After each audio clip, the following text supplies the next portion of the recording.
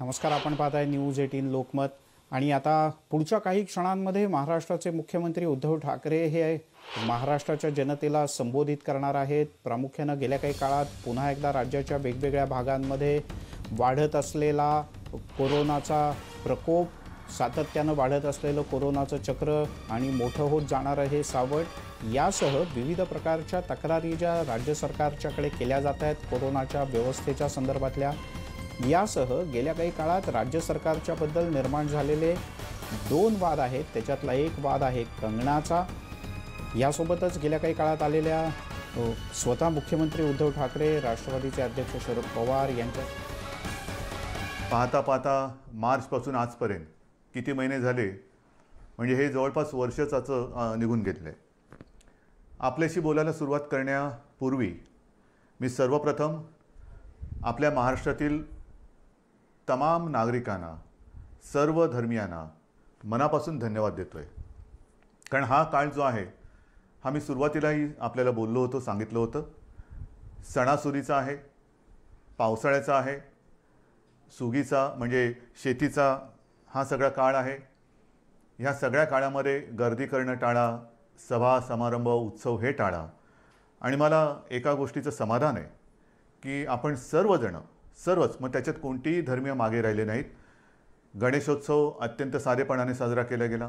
ज्या काही प्रथा परंपरा उत्सव, मग जैन धर्मीय त्याच्यात आले, मुस्लिम आले, पारसी आले, ख्रिश्चन्स आले, सगळ्यांनी आपापली एक सामाजिक जबाबदारी, त्याची जाणीव ठेवून या सर्व सणासुदीच्या दिवसामध्ये संयम पाळला. तुम्हाला खरंच धन्यवाद देतो आहे. हा संयम पाळत असताना गेले काही दिवस आपण पुनश्च हरिओम म्हणजे मिशन बिगिन अगेन या आपल्या कार्यक्रमामध्ये, कार्यक्रम म्हणजे पुन्हा आपली आयुष्याची गाडी, जीवनाची गाडी ही पूर्वपदावरती किंवा ट्रॅकवरती आणण्यासाठी प्रयत्न करतो आहोत. कार्यालयातील उपस्थिती वाढवत आहोत. इतर काही गोष्टी, मग त्याच्यामध्ये दुकानं असतील, मॉल्स असतील, हॉटेल्स असतील, ह्या सगळं इंडस्ट्रीज, उद्योगधंदे आहेत, यांच्यामध्ये आपण उपस्थितीला हळूहळू वाढीची परवानगी देतो आहोत. मधल्या काळामध्ये आपण जिल्हांतर्गत वाहतूकसुद्धा सुरू केलेली आहे. एकूणच पूर्णपणे आपण आपल्या आयुष्याची गाडी ही मार्गावरती आणण्याचा प्रयत्न करतो आहे. साहजिकच आहे, ह्या तीन गोष्टी एकत्र आलेल्या आहेत. एकतर आपलं आयुष्य पूर्वपदावरती आणणं, त्याच्यामध्ये सणासुदीचे दिवस, त्याच्यात पावसाळा, जी मला एक थोडी भीती होती आणि आहेच, ती समोर दिसते आहे. कोरोनाचं संकट गेलं तर नाहीच, पण ते वाढत चाललेलं आहे. वाढता वाढता वाढे अशी त्याची आजची परिस्थिती आहे. संपूर्ण जगामध्ये जणू काही दुसरी लाट येते की काय, किंवा आले की काय, अशी भीतीदायक चित्र आपल्यासमोर येत आहेत. मुंबईमध्ये सुद्धा गेले महिना 2 महिने आपण 1000च्या आसपास रुग्णसंख्या ही रोखून ठेवली होती, ती आता 2000वरती गेलेली आहे. पुण्यामध्ये वाढते, सांगली, सातारा, ग्रामीण भागामध्ये आता हातपाय पसरायला लागलेला आहे. राज्यांमध्ये इतर ठिकाणी सुद्धा, म्हणजे इतर राज्यांमध्ये सुद्धा याची वाढ होते आहे. ह्याच दरम्यान आपलं विधानसभेचं अधिवेशन सुद्धा पार पडलं. हे अधिवेशन आपल्याला 2 दिवसात सगळे कामकाज आपल्याला त्याच्यात संपवावं लागलं. मी विधानसभेच्या अधिवेशनामध्ये सुद्धा आणि आत्ता आपल्या साक्षीने सुद्धा सर्व पक्षांना धन्यवाद देतो आहे, कारण अधिवेशनसुद्धा यशस्वी होण्यासाठी सर्वांनी सहकार्य केलं. एकूणच काय की सगळेजण आपापली जबाबदारी ओळखून सामाजिक भान ठेवून वागत आहेत. काही जणांना असं वाटत असेल कदाचित की आता कोरोना संपला आहे, पुनश्च हरिओम म्हणजे आपलं राजकारण पुन्हा सुरू करावं. केलंही असेल, करायला काही हरकत नाही. तूर्त मी राजकारणाबद्दल काही बोलणार नाही, पण राजकारणाबद्दल आणि एकूणच महाराष्ट्राच्या बदनामीचा जो काही डाव आखला जातोय त्याच्याबद्दल एकदा मात्र मी जरूर मुख्यमंत्रीपदाचा मास्क हा थोडा वेळ बाजूला ठेवून आपल्याशी बोलणार आहे. त्यातले सुद्धा धोके आणि एकूण ज्या काही गोष्टी आहेत त्या आपल्यासमोर मी नक्की मांडणार आहे. मी बोलत नाही याचा अर्थ असं नाही की माझ्याकडे उत्तर नाही, पण एक मुख्यमंत्रीपदाच्या खुर्चीवरती बसलेला आहे, त्याला साजेसं काम आपल्याला करावं लागते. एकूण महाराष्ट्रामध्ये सगळं काही वाताहत झालेले आहे असं नाही आहे. महाराष्ट्र सरकार याही प्रतिकूल परिस्थितीमध्ये, मग ते पूर्व विदर्भातील पूर परिस्थिती असेल, निसर्ग चक्रीवादळाचा फटका असेल, मधल्या काळात अघोषित एक वादळ मुंबईमध्ये येऊन गेलं, म्हणजे निसर्गाचं. अशा अनेक गोष्टी ह्या भेडसावत आहेत. पण याही परिस्थितीत महाराष्ट्र सरकार हे आपल्या सगळ्यांच्या आशीर्वादाने खंबीर पावलं टाकत आहे, यशस्वीपणाने पुढे चाललेलं आहे. हे केवळ आणि केवळ आपल्या आशीर्वादाचंच हे बळ आहे. आज मी काही गोष्टी आपल्याशी बोलणार आहेच, पण सुरुवात करताना मी करोना या विषयावरतीच बोलणार आहे. कारण करोनाचं संकट हे आता हळूहळू अक्राळ विक्राळ रूप धारण करेल की काय, अशी एक जगभर चिंता व्यक्त केली जाते. WHO ह्या संस्थेने सांगितलेलं आहे की कदाचित ही पुढच्या अधिक भीषण संकटाची नांदी असू शकेल. घाबरण्याचं काम नाही आहे, पण खबरदारी मात्र घेतलीच पाहिजे. अगदी सुरुवातीच्या काळात मी आपल्याला बोललो होतो की तुम्ही खबरदारी घ्या, आम्ही जबाबदारी घेतो. आज मी जबाबदारीतला काही हिस्सा हा तुमच्यावरती सुद्धा टाकणार आहे. आपल्या खांद्यावरती सुद्धा मी जबाबदारी टाकणार आहे. खबरदारी आणि जबाबदारी ह्याचा दोन्हीचा वाटप आपण दोघांनी करायचं आहे. काही गोष्टींची खबरदारी ही आम्हीही घेणार आहोत, काही गोष्टींची खबरदारी ही तुम्ही घ्यायची, काही जबाबदारी ही सरकारही घेईल, काही जबाबदारी आपणही घ्यायची आहे. मुख्य म्हणजे आपली जबाबदारी ही आपल्या कुटुंबापुरती असणार आहे. आणि म्हणून आपण ऐकलं असाल, पाहिलं असाल, मी महाराष्ट्रामध्ये येत्या 15 तारखेपासून जवळपास एक महिनाभर एक मोहीम राबवतो आहे. आणि या मोहिमेमध्ये जो कोणी या महाराष्ट्रावरती प्रेम करतो, जो कोणी आपल्या महाराष्ट्राला आपली भूमी मानतो, तो प्रत्येक महाराष्ट्रप्रेमी नागरिक जात पात धर्म पक्ष राजकारण बाजूला ठेवून सहभागी झालेला मला पाहिजे, किंबहुना त्यांनी सहभागी व्हावं असं माझं आवाहन आहे. ही मोहीम जी आहे त्या मोहिमेला आपण नाव दिलेलं आहे माझे कुटुंब माझी जबाबदारी. माझे कुटुंब माझी जबाबदारी. हे महाराष्ट्र माझं कुटुंब आहे आणि महाराष्ट्राला सुरक्षित ठेवणं ही माझी जबाबदारी आहे. आता ही जबाबदारी ही महाराष्ट्रातील, मी जसं म्हटलं की प्रत्येक महाराष्ट्रप्रेमीची जबाबदारी आहे. माझे कुटुंब माझी जबाबदारी म्हणजे काय? जसं आपण इतर वेळेला बघतो जुडो कराटेचे क्लासेस, आपली मुलं किंवा मुली हे त्याच्यामध्ये जातात, जुडो कराटे शिकतात. का शिकतात? Self defence. मग ते हे ते चालूच असतं त्यांचं. आणि मग त्याच्यात जो प्रावीण्य मिळवतो, निपुणता मिळवतो, त्याला ब्लॅक बेल्ट लागतो. आणि मग आपण म्हणतो अरे माझा मुलगा ब्लॅक बेल्ट आहे, मग माझी मुलगी ब्लॅक बेल्ट आहे. आता हा ब्लॅक बेल्ट सेल्फ डिफेन्सच्या या मोहिमेमध्ये तोंडावरती लावायचा आहे. मास्क. जो मास्क सार्वजनिक ठिकाणी लावून फिरेल तो मास्क म्हणजे आपला ब्लॅक बेल्ट आहे. आपलं सेल्फ डिफेन्सचं ते एक आपलं आयुध आहे. स्वतः सुरक्षित राहणं. आजपर्यंत लस कधी येणार, औषध कधी येणार, चर्चा चरवणं खूप ऐकतोय. मधल्या काळामध्ये लस उत्पादक एका कंपनीला थोडंसं थांबावं लागलं, पॉज बटन दाबावं लागलं, पुन्हा त्यांचा प्रयोग सुरू झालेले आहेत. ठीक आहे, साधारणतः डिसेंबर जानेवारीमध्ये ही लस आपल्या हातात येईल अशी एक आशा आहे आणि आपली प्रार्थना आहे. पण तोपर्यंत हे आता जागतिक सत्य आहे की सदा सर्वदा योग तुझा घडावा नाही. म्हणजे बाहेर फिरताना गर्दीच्या ठिकाणी सदा सर्वदा मास्क लावावा. कधीही मास्क काढून गर्दीच्या ठिकाणी फिरू नका. 4 चौघामध्ये मास्क लावल्याशिवाय जायचं नाही, गर्दी करायची नाही. म्हणजे पहिली गोष्ट, एकतर आवश्यक नसेल तर घराबाहेर पडू नका. आणि आवश्यकता असेल, कारण आवश्यकता असतंच, रोजीरोटी कमवायची म्हणजे घराबाहेर पडणं आलंच. मग ते पडताना जिथे जिथे गर्दी होईल तिथे तोंडावरती मास्क लावायचा, एकमेकापासून अंतर ठेवायचं. त्याचबरोबरीने हात सतत धुत राहणं. हे काही नवीन नाही आहे. ही पहिल्या दिवशीची जी काही तुम्हाला मी खबरदारी घेण्याची एक गोष्ट सांगितली होती, तीच त्रिसूत्री. ही त्रिसूत्री हीच ह्या विषाणूपासून लांब राहण्याचं एक आयुध आहे. ह्याच्या पलीकडे अजूनही तसं काही आलं आहे. औषधं येत आहेत, उपचार होत आहेत, आपण सुविधा वाढवतो आहोत, रुग्णशय्या वाढवतो आहोत, जम्बो हॉस्पिटल्स वाढवतो आहोत. ऑक्सिजनची थोडीशी एक कमतरता जाणवते, कारण आपले उद्योगधंदे सुरू झाले, त्यांनासुद्धा ऑक्सिजन लागत आहेत. पण आपण आता ऑक्सिजन ही आपल्या आरोग्य खात्याची प्राथमिकता ठरवलेली आहे. त्याच्यामध्ये 80% ऑक्सिजन हा प्रथम आरोग्यासाठी वापरला जाईल आणि मग आपण उद्योगासाठी देऊ. तर ह्या सगळ्या गोष्टी करतोय. डॉक्टरांचे टास्क फोर्स नेमतोय, कोरोना दक्षता समित्या नेमतो आहेत. परंतु ही जी मोहीम माझे कुटुंब माझी जबाबदारी आपण सुरू करतो आहोत, त्याच्यामध्ये 1-2 गोष्टी महत्त्वाच्या आहेत. एक म्हणजे प्रशासनाकडून माझ्या सूचना अशा आहेत आणि अपेक्षा माझी अशी आहे की अवघड जरी वाटत असलं तरी अशक्य काहीच नसतं. अवघड म्हणजे काय की महाराष्ट्राची लोकसंख्या ही जवळपास 12 कोटी आहे.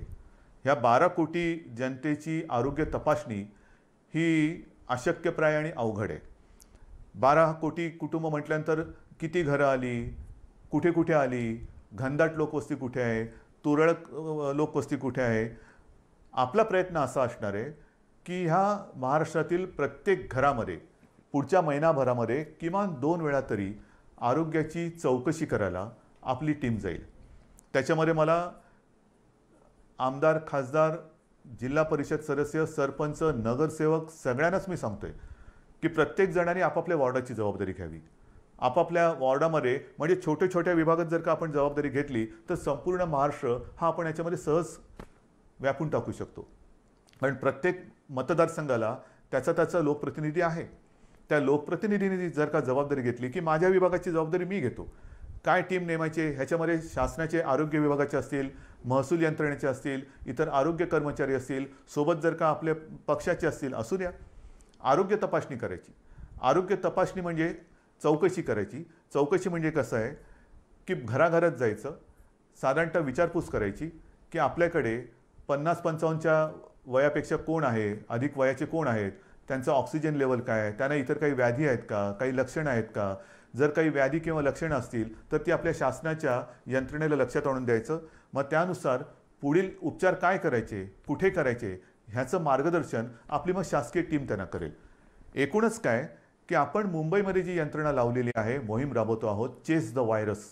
म्हणजे व्हायरस पोचायच्या आधी आपण आपल्या नागरिकाकडे, माता भगिनी बांधवांकडे जायचं आणि त्यांना या व्हायरसपासून वाचवायचं. त्यांच्यामध्ये जर का रोगप्रतिकारक शक्ती कमी असेल, इतर काही व्याधी विकार असतील तर त्याच्यावरती इलाज करणं, ऑक्सिजन वाढवणं, ह्या सगळ्या गोष्टी करणं हे माझे कुटुंब माझी जबाबदारी ही एक बाब झाली. बाहेर फिरताना सुद्धा जे मी आपल्याला सांगितलं, बाहेर जो कुटुंबातला बाहेर जाऊन येईल त्यांनी, मी तर तुम्हाला काही गोष्टी सांगणारच आहे, मी मुद्दामून कागदावरती घेतलेल्या आहेत. आणि काही गोष्टी ह्या अगदी लहानपणी आपल्याला सांगितल्या गेलेल्या आहेत. मला सुद्धा आठवतं आहे, माझी आम्ही बाहेरून खेळून आल्यानंतर आम्हाला मुलांना सांगायची, अरे खेळून आलास, चल हातपाय धू, कपडे बदल. आणि मग आमच्या प्रार्थना असायची, परवच्या असायची. हे लहानपणीचे संस्कार. आता हेच संस्कार, ह्याच गोष्टी ह्या कोरोनाने आपल्याला सांगितलेल्या आहेत. बाहेर जाताना, बाहेर पडल्यानंतर सार्वजनिक ठिकाणी मास्क घालणे, बाहेरून गर्दीच्या ठिकाणावरून आल्याबरोबर आपल्यापासून माझं कुटुंब, ती माझी जबाबदारी आहे. मग समजा माझ्याकडनं कुठून त्यांना प्रादुर्भाव झाला, संसर्ग झाला, तर कुटुंब धोक्यात येऊ शकतं.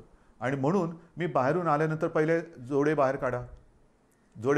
बाहेर सगळं फिरून आल्यानंतर चपला घालून आत यायचं नाही, बूट दाराशी काढायचे, आत आल्यानंतर हातपाय स्वच्छ धुवायचे, जर वाटलं आपल्याला तर आंघोळ करा, कपडे धुवायला टाका.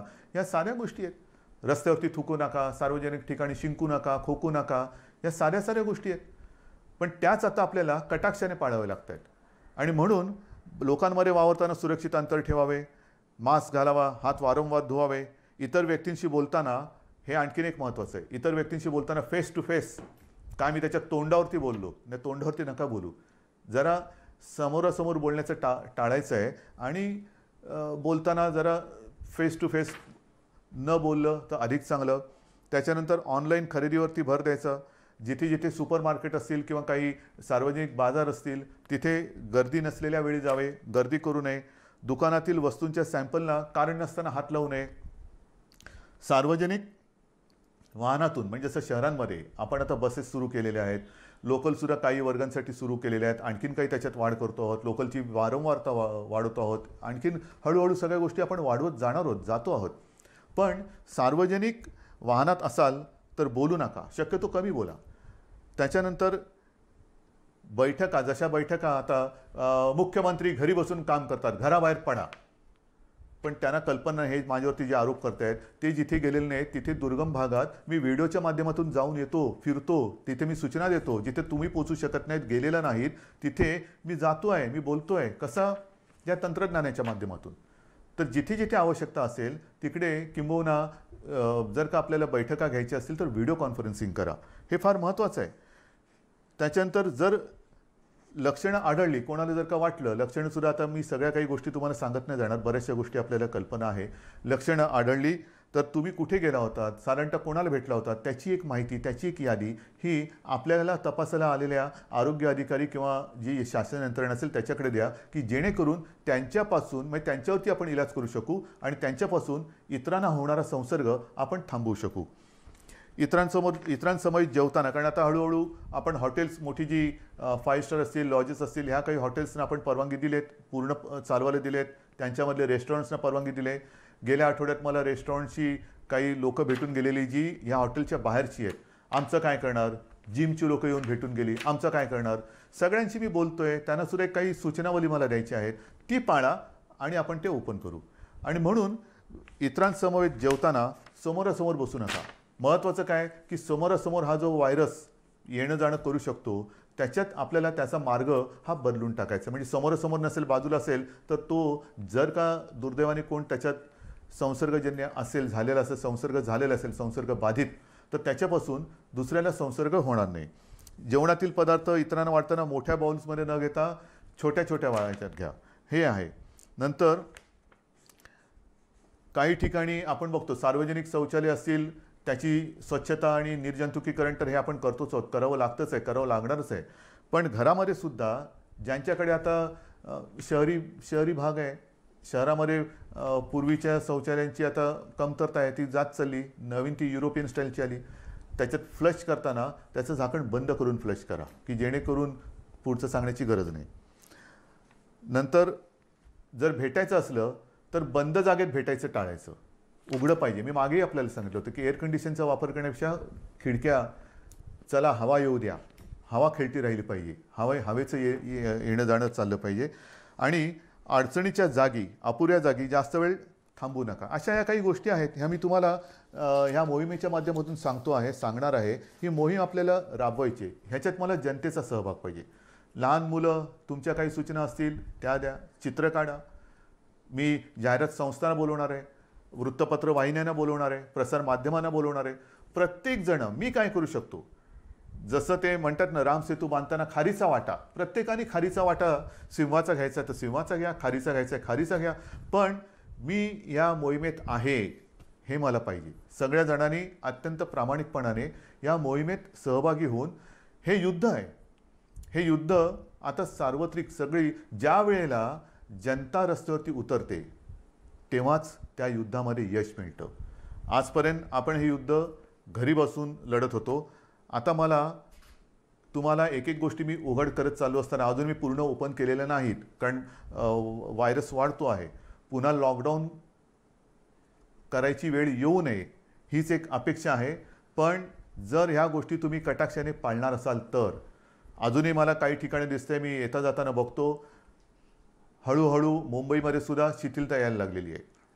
मास्क असतात पण ते मास्क असे हनुवटीवरती असतात. आज मी मास्क घातला नाही कारण मी एकटा या खोलीत तुमच्याशी बोलतोय, पण हनुवटीवरती मास्क असतात, म्हणजे तोंडावरनं नाकावरनं काढलेले असतात. अनेक जण एकटे जेव्हा धावत असतात तेव्हा तोंडावरती मास्क असतात आणि मित्र भेटल्यानंतर जवळ जाऊन मास्क काढून बोलतात. म्हणजे जिकडे मास्क तशी आवश्यकता नाही एकटे असताना, तिकडे मास्क, आणि भेटल्यानंतर गप्पा मारताना मास्क काढून बोलतात. तर नाही, मला असं वाटतं की जसं इतर देशांमध्ये त्यांनी केलेलं आहे, संपूर्ण ओपन केलेलं आहे, पण कायदे कडक केलेले आहेत. सार्वजनिक ठिकाणी मास्क घातला नसेल तर कडक दंड.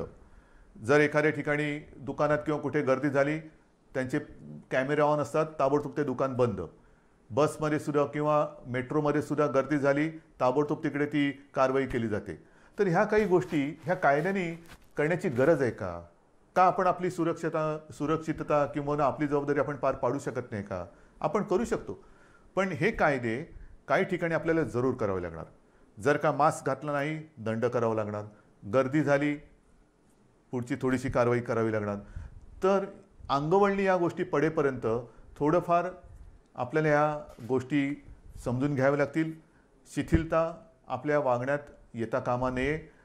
आयुष्यामध्ये हे संकट हे कदाचित जगावरचं पहिलं महाभयानक संकट असेल आणि त्याचा सामना आपण करतोय, आपली पिढी त्याचा सामना करते आहे. आणि हे संकट हे शेवटचं असेलच असं नाही, कदाचित पुढे अशी संकटे येऊ शकतील. आणि एकूणच ह्या संकटातून बाहेर पडताना पुढच्या संकटाचा सामना कसा करावा ते ह्या संकटातून आपण शिकू शकतो. हे झालं या कोरोनाच्या बाबतीमध्ये. पण गेल्या काही दिवसामध्ये ज्या काही गोष्टी आपण सरकार म्हणून केलेल्या आहेत, वादळं मागून वादळं, मग ती निसर्गाची वादळं असतील, राजकीय वादळ तर ठीक आहे, त्याचा सामना तर मी करेन तुमच्या सगळ्यांच्या सोबतीने. परंतु खास करून मला एका गोष्टीचं समाधान वाटते की याही कठीण परिस्थितीत आपण जे वचन शेतकऱ्याने दिलं होतं की तुमचं यांचं कर्ज, पीक कर्ज हे 2 लाखापर्यंत आहे, त्या महाराष्ट्रातील सर्व शेतकऱ्यांना आपण कर्जमुक्त करणार. जवळपास 29.5 लाख शेतकऱ्यांना आपण कर्जमुक्त केलेलं आहे. एक अभिमान आहे, नक्कीच अभिमान आहे की पहिलं अधिवेशन जे आपलं झालं होतं नागपूरचं, त्या अधिवेशनात आपण जाहीर केलं होतं आणि त्याप्रमाणे जाहीर केल्याप्रमाणे आपण जवळपास 29.5 लाख शेतकऱ्यांना कर्जमुक्त केलेलं आहे. यावर्षी विक्रमी कापूस खरेदी केलेली आहे. जिथे जिथे जे काही नुकसान झालेलं आहे, आणखीन काय झालेलं असेल, तिथे तिथे सरकार म्हणून आपली जबाबदारी आपण पार पाडतो आहोत. एकूणच सरकार शेतकऱ्यांच्या आणि महाराष्ट्रातील नागरिकांच्या सोबत त्यांच्या पाठी खंबीरपणाने उभं आहे. आणखीन एक विशेष गोष्ट म्हणजे जवळपास पुढचं वर्ष आपल्या महाराष्ट्रातील जे कुपोषित बालकं आहेत, आदिवासी बालकं आहेत, अशा जवळपास 6.5 लाख बालकांना आपण वर्षभर मोफत दूध भुकटी देतो आहोत. त्याचबरोबरीने जवळपास 1.25 लाख अशा माता भगिनी आहेत ज्या गरोदर आहेत किंबहुना काही स्तनदा माता आहेत, त्यांच्या आरोग्यासाठी सुद्धा आपण ही दूध भुकटी मोफत देत आहोत. या गोष्टी करतोत आपण. गेली काही वर्ष आदिवासींसाठी, आदिवासी माता भगिनी बांधव आहेत, त्यांच्याकडे बऱ्याचदा कोणाचंच लक्ष नसतं, पण त्यांच्यासाठी खावटी अनुदान योजना जी होती, जी गेली काही वर्ष बंद झाली होती, ती सुद्धा आपण चालू केलेली आहे. शिवभोजन आपण 10 रुपयामध्ये थाळी देत होतो, ती या काळात 5 रुपयात केलेली आहे. जवळपास 2.25 कोटी, जवळपास 2.25 कोटी थाळ्यांचं वितरण या कोरोनाच्या काळात झालेलं आहे आणि हे सतत चालू आहे. बेड्स वाढवत आहोत. म्हणजे मी विधानसभेत माहिती दिली होती की जेव्हा कोरोनाचा पहिला रुग्ण आपल्या राज्यात सापडला तेव्हा संपूर्ण राज्यात साधारणतः सगळे मिळून 7,500 रुग्णशय्या होत्या. 7,500, 7,700 आणि काहीतरी. आजच्या घडीला आपल्या राज्यात सर्व बेड्स जर का धरले, त्याच्यात नेहमीचे beds, oxygen beds, ICU, ventilators, तर किमान 3,60,000 बेड्स आपण ह्या गेल्या 4-5 महिन्यात वाढवलेले आहेत. ICU बेड्स वाढवलेले आहेत, डायलिसिसचे बेड्स वाढवलेले आहेत. म्हणजे असं काही नाही की लॉकडाऊन करून आपण गप्प बसलो. लॉकडाऊनमध्ये संसर्गाची साखळी तोडणं, पण त्याचबरोबरीने आपण आरोग्यविषयक सुविधा तयार करणं, हे काम आपण करतो आहोत आणि आज देखील ह्याच्यात खंड नाही पडलेला. जिथे जिथे आवश्यकता असेल तिथे तिथे आपण ह्या बेडची संख्या वाढवतो आहोत. इतर ऑक्सिजन जसं मी म्हटलं तसं थोडे दिवस थोडीशी आपल्याला एक उणीव भासते आहे, चणचण भासते आहे, कारण ऑक्सिजन जरी उपलब्ध असला तरी त्याच्यासाठी कंटेनर उपलब्ध होत नाहीत. तर ह्या सगळ्या गोष्टी जुळवाजुळव करून आपण यातनं मार्ग काढतो आहोत. औषधांमध्ये सुद्धा कुठेही आपण पुरवठा करण्यामध्ये कमी पडत नाहीत. सगळ्या गोष्टी करतो. किती गोष्टी तुम्हाला सांगायच्या. माझ्याकडे इकडे कागदाची चवडच आहे. ह्या सगळी चवड जर का वाचत बसलो तर संध्याकाळ काय रात्रसुद्धा झाली तरी आपण बोलतच बसू. शिक्षणाच्या बाबतीत सुद्धा ह्या सगळ्या गोष्टी अवघड आहेत, होत्याच. कारण काही ठिकाणी आपण ऑनलाईन शिक्षण सुरू करू शकलो, काही ठिकाणी ऑनलाईनची व्यवस्थाच नाही. मग अशा ठिकाणी ही सगळी सरमिसळ करत करत करत करत आपण शिक्षणाची सुद्धा एक सुरुवात केलेली आहे. मला असं वाटतं की अशी कोणतीही बाब आपण शिल्लक ठेवलेली नाही की जिकडे सरकार म्हणून आपण आपलं काम केलेलं नाही आहे. जसं निसर्ग चक्रीवादळ आलं, निसर्ग चक्रीवादळामध्ये जवळपास 700 कोटी रुपयांची मदत प्रत्यक्ष आणि इतर घरं बिरं असतील त्या माध्यमातून आपण केलेली आहे. अजूनही मदत चालू आहे. नुकतीच तिकडे केंद्राचं पथक येऊन गेलं, संपूर्ण पाहणी केली आणि केंद्रीय पथकसुद्धा समाधान व्यक्त करून गेलं. हे आता केंद्राचं पथक हे म्हणजे कदाचित माणसं बदलली असतील, पण केंद्राचं पथक आता पूर्व विदर्भात जिथे 15 दिवसापूर्वी भीषण पूर आला होता तिथली पाहणी करते. त्या पूर्व विदर्भात सुद्धा आपण तातडीने तत्काळ मदत म्हणून जवळपास 18 कोटी रुपये पाठवून दिलेले आहेत. पण एक मी माझ्या पूर्व विदर्भातील पूरग्रस्त माता भगिनींना आणि बांधवांना सांगतो की तुम्ही काळजी करू नका. ज्याप्रमाणे आपण कोल्हापूर आणि सांगली इथल्या पुरामध्ये जशी गेल्या वर्षी त्याच्या 1-1.5 वर्षात जो पूर आला होता तिथल्या जनतेला मदत केली, तशीच संपूर्णपणे मदत ही महाराष्ट्र सरकार, तुमचं सरकार तुम्हाला केल्याशिवाय राहणार नाही. हे करतो आपण. या सगळ्या गोष्टी कुठेही उणीव न ठेवता आपण पार पाडतो आहोत. अनेक संकटं जरी आली तरी सरकार काय गप्प नाही बसलेलं. शेतकऱ्याच्या पाठी ते उभा आहे याचं कारण का? कारण शेतकरी हा वर्क फ्रॉम होम नाही करू शकत. आपण सगळेजण ऑफिसमध्ये येणारे जाणारे लोक वर्क फ्रॉम होम करतो, पण उद्या शेतकऱ्याने ठरवलं वर्क फ्रॉम होम म्हणजे काय करणार? तर शेतकरी जो आहे त्याच्यासाठी सुद्धा आपण एक नवीन योजना ही आणलेली आहे. जसं मी आता ही मोहीम एक वेगळी तुम्हाला सांगितली कोरोनाच्या बाबतीत, तसंच शेतकऱ्याच्या बाबतीमध्ये. कारण मी काय बघतोय गेल्या अनेक वर्ष, शेतकरी बिचारा अंधारात उडी मारतो. त्याला कल्पना नाही आहे की उद्या निसर्ग राजा त्याला साथ देईल का प्रकोप दाखवेल, रुसेल का हसेल, त्याला काहीच सांगता येत नाही. तरी देखील तो त्याच्या परीने त्याचं जे काय असतं, घरदार असेल, जमीन असेल, वेळप्रसंगी पत्नीचे दागिने असतील, मग त्याच्या कुटुंबातला त्याचा, मी थांबलो का कारण अनेकांना आश्चर्य वाटेल, कुटुंबातील त्याचा बैल, हो त्याचा तो कुटुंबी असतो, तो सुद्धा त्याला गहाण टाकावा लागतो. आणि सगळं गहाण टाकून म्हणजे आयुष्यच गहाण टाकतो. आणि त्या आपल्या मातीमध्ये सोयाबीन पिकवेल, तूर पिकवेल, कधी कापूस पिकवेल, हे आपल्या विभागवारही अशी रचना झालेली आहे. आणि मग आपल्याला अनुभवास काय येतं, जर निसर्गाने साथ दिली, पीक तरारून आलं, तर त्याला जास्त झालं म्हणून भाव मिळत नाही. निसर्ग रुसला, पावसाने झोडलं, गारपीट झाली, तर उभं पीक म्हणजे सोनं त्याच्या डोळ्यात देखत मातीमोल होतं, म्हणजे तरी त्याची पंचायत झाली. डोक्यावरती कर्जाचं ओझं हे वाढतच चालतं. त्या डोंगरातून तो कधी, डोंगराखालून तो कधी बाहेरच येत नाही. आणि म्हणून आपण शेतकऱ्यांसाठी जे पिकेल तेच विकेल, जे विकेल ते पिकेल. आतापर्यंत जे पिकेल ते विकेल असं होतं, पिकणार ते विकणार काय. आता मी उलटं केलं, जे विकेल तेच पिकेल. म्हणजे काय की साधारण कृषी खातं जे आपलं आहे ते एकूण जगभर बघेल, राज्यात बघेल, देशात बघेल की यावर्षी कोणत्या पिकाला बाजारपेठ आहे, कोणतं पीक कुठे विकलं जाईल, कापूससुद्धा किती विकला जाईल, कोणत्या दर्जाचा विकला जाईल, सोयाबीन असेल, तूर असेल, तांदूळ असेल, मका असेल, कोणत्या प्रतीचा, कोणत्या दर्जाचा मका पाहिजे, तूर पाहिजे, सोयाबीन पाहिजे. आणि तसंच बी बियाणं हे शेतकऱ्याला दिलं जाईल. म्हणजे महाराष्ट्राची ओळख एक दर्जेदार पीक देणारा महाराष्ट्र अशी आपल्याला करायची. जे विकणार असेल तेच आम्ही पिकू आणि आम्ही जे पिकू ते विकणार आहोत. आणि त्याच्यासाठी आपण गटशेती म्हणा, शेतकऱ्यांना सुद्धा जो असंघटित शेतकरी आहे त्याला आपण संघटित करतो आहोत. त्यांच्या काही सूचना आपण घेतो आहोत. गेल्या आठवड्यामध्येच हा मी कार्यक्रम केला. सगळ्या शेतकरी दादांना ह्या कार्यक्रमाची कल्पना दिली की आता तुम्ही अंधारात उडी नका मारू. आपण, सरकार तुमच्या सोबत आहे. एखादं पीक आल्यानंतर हमी भाव, हमी भाव, हमी भाव. आता हमी भाव नाही, आता हमखास भाव. माझं जे काय मी मेहनत करतो आहे, कष्ट करतो आहे, रात्री सुद्धा जाऊन मेहनत करतो आहे, शेतामध्ये राबतो आहे, आणि सोनं पिकवल्यानंतर त्या सोन्याला सोन्याचा भाव मिळणार नसेल तर हे सगळं फुकट गेलं. आणि त्याच्यासाठी हमी भाव आता मागायचं नाही, हमखास भाव. आणि जे मी पिकवणार आहे ते विकलं गेलंच पाहिजे. ही जी एक साखळी आहे ती साखळी आता आपण निर्माण करतो आहोत.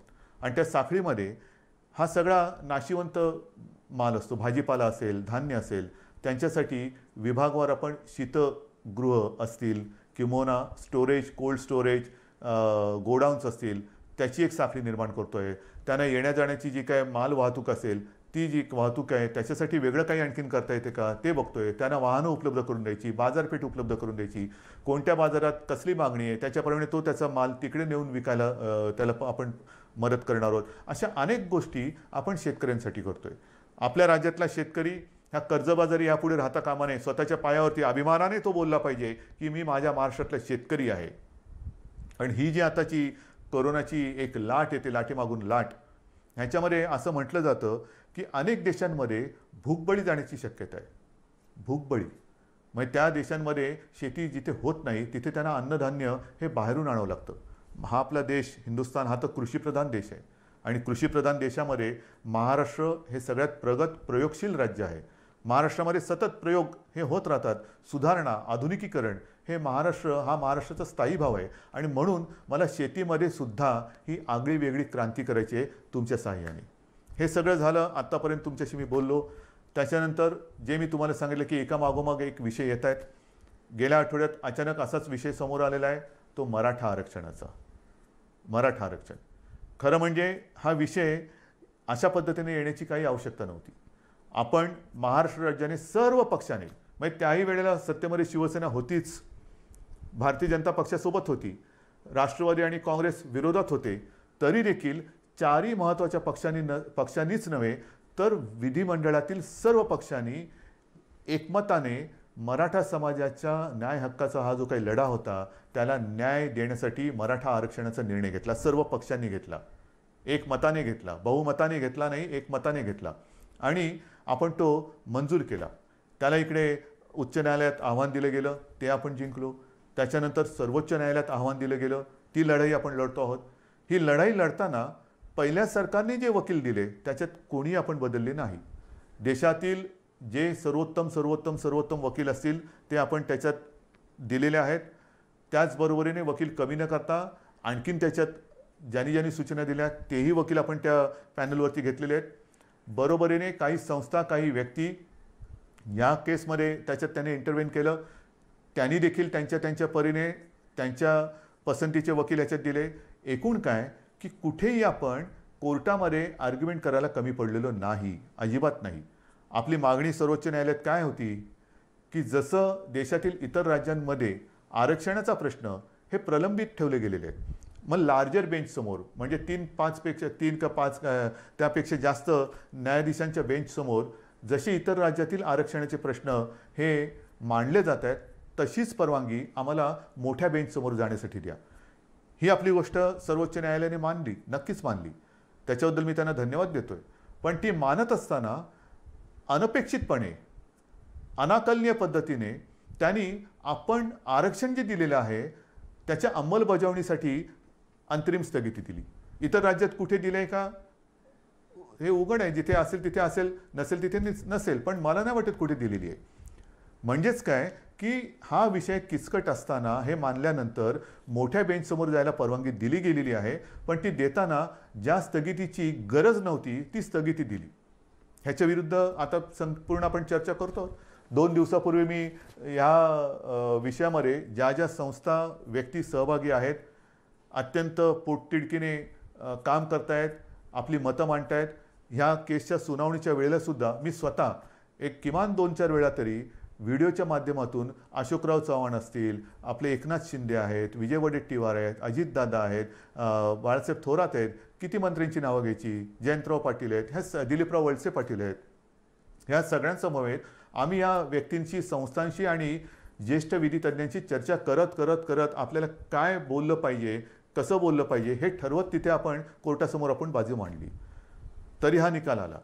आता सुद्धा 2 दिवसापूर्वी आपण ही बैठक घेतली. कालसुद्धा अशोकरावांनी आणि इतर मंत्र्यांनी, ज्येष्ठ विधी तज्ज्ञ जे आहेत, मुकुल रोहतगी आहेत, आणखीन सगळे आपले वकील आहेत, त्यांच्यासोबत एक व्हिडिओ कॉन्फरन्स केली. आपल्याशी बोलल्यानंतर पुन्हा मी त्या बैठकीला आता जाणार आहे. उद्या परत काही बैठक होईल. एकूण काय की सर्वांची मतं लक्षात घेऊन पुढे काय करायचं, जोपर्यंत ह्याचा निकाल लागत नाही तोपर्यंत आपण पुन्हा कोर्टात तर जाणार आहोत, पण ते जाताना नेमकं काय गाऱ्हाणं मांडायचं, कोणासमोर मांडायचं, कसं मांडायचं. अगदी विरोधी पक्ष नेत्यांना सुद्धा मी आपल्यासमोर येण्यापूर्वी फोनवरती बोललेलं आहे. ते बिहारमध्ये आहेत आत्ता. परवाच्या बैठकीला ते येऊ शकले नाही कारण ते बिहारला गेले होते आणि त्यांनी मला सांगितलं की कोणतेही राजकारण न करता उद्धवजी आम्ही या समाजाच्या मागणीसाठी सरकारसोबत आहोत. तर मला मराठा समाजाच्या माता भगिनींना आणि बांधवांना एक विनंती करायची आहे. तुमच्या भावना आणि आमच्या भावना वेगळ्या नाहीत. अन्यायाविरुद्ध लढा, आंदोलनं जरूर करा, काही हरकत नाही. पण केव्हा, जर सरकार देत नसेल तेव्हा. इथे तर सरकार आपलं आहे, सरकारने निर्णय घेतलेला आहे. मग लढाई कोणाशी, कशावरती रस्त्यावरती उतरायचं, कशासाठी आपण आपला उद्रेक किंवा उद्वेग जो काय आहे त्याचं तो रस्त्यावरती आणायचा. आपण एकत्र आहोत. तुमच्या मागण्यांना आपण न्याय दिलेला आहे. त्याला आव्हान दिलं गेल्यानंतर ही राज्य सरकार ही तुमची बाजू हिरारीने, जिद्दीने, चिकाटीने, चिवटपणाने आणि वेळप्रसंगी आक्रमकपणे ही न्यायालयासमोर मांडते आहे. सरकार तुमच्यासाठी भांडत आहे. तुमच्या सगळ्यांच्या सूचना त्यांचा गांभीर्याने विचार करून आम्ही मार्ग काढतो आहोत. आत्ता मी काय काय काढू शकतो त्याच्यावरती मी बोलत नाही, कारण पुन्हा मी काय बोललो तर या केसवरती त्याचा दुष्परिणाम होऊ नये. पण सगळ्या सूचना आम्ही घेतलेल्या आहेत, अजूनही घेतो आहोत आणि त्याचा सारासार विचार केल्यानंतर कायदेशीररित्या आपल्याला पहिला एक दिलासादायक मार्ग काय घेता येईल तो सुद्धा आम्ही विचार करतो आहे. आणि तो केल्यानंतर पुन्हा कोर्टात तर जातोच आहोत, कारण मोठ्या बेंचसमोर तर जायचंच आहे आपल्याला. हा निकाल तर आपल्या बाजूनी लागावा ह्याच्यासाठी आपल्याला कायदेशीर लढाई करायची आहेच. ती करण्यात कुठे तसूभर सुद्धा हे सरकार मागे राहणार नाही, हे वचन मी परवाच दिलेलं आहे. आजही पुन्हा ते मी देतो आहे. आणि म्हणून मी आपल्याला विनंती करतोय की सरकार आपल्यासोबत आहे. सरकारने निर्णय घेतलेला आहे. हा निर्णय घेतल्यानंतर एकतर हे कोरोनाचं संकट आहे, त्याच्यात अधिक आंदोलनं मोर्चे कृपा करून काढू नका. ज्याची खरंच आवश्यकता नाही ती एवढ्यासाठी की संपूर्णपणे अगदी शब्दशः सरकार हे तुमच्या भावनेशी सहमत आहे. तुम्हाला न्याय मिळवून देणं हे आमचं कर्तव्य आहे. आम्ही वचनबद्ध आहोत आणि म्हणून या परिस्थितीमध्ये आपण एकजुटीने आजपर्यंत जे काही वाटचाल करत आलेलो आहोत त्या एकजुटीला तडा जाईल असं कृपा करून करू नका. कोणी गैरसमज पसरू नका, कारण याच्यात गैरसमज पसरवण्यासारखं काही नाही. जे काय आहे ते सगळं समोर आहे. आपण सगळे एकत्र आहोत. एकजुटीने हा न्याय मिळवून घेतल्याशिवाय थांबायचं नाही हा निर्धार करून आपण पुढे जात आहोत. म्हणून महाराष्ट्रातील तमाम जनतेला मी पुन्हा एकदा विनंती करतो आहे की हे कोरोनाचं संकट, या संकटामध्ये आता जबाबदारीचा सुद्धा एक हिस्सा हा आपल्याला घ्यावा लागणार आहे. गावोगावी ज्या वेळेला ही पथकं येतील तेव्हा आपण स्वतःहून त्याला सहकार्य करा. कोणी घाबरण्याचं कारण नाही. कोरोना जरी औषध नसलं तरी वेळेमध्ये जर का लक्षात आला तर अनेक जण हे बरे होऊन सुखरूप घरी गेलेले आहेत, जात आहेत. रोजचा आकडा हा पुरेसा बोलका आहे. पण हे संकट वाढतंय हे सुद्धा तितकंच खरं. या संकटाचा सामना करण्यासाठी ज्या सूचना आजपर्यंत सरकार म्हणून आम्ही आपल्याला करत आलो त्या सूचनांचं जसं पालन केलं तसंच याही पुढे तुम्ही कराल आणि ह्या युद्धात आपण निर्णायक विजय मिळवू हा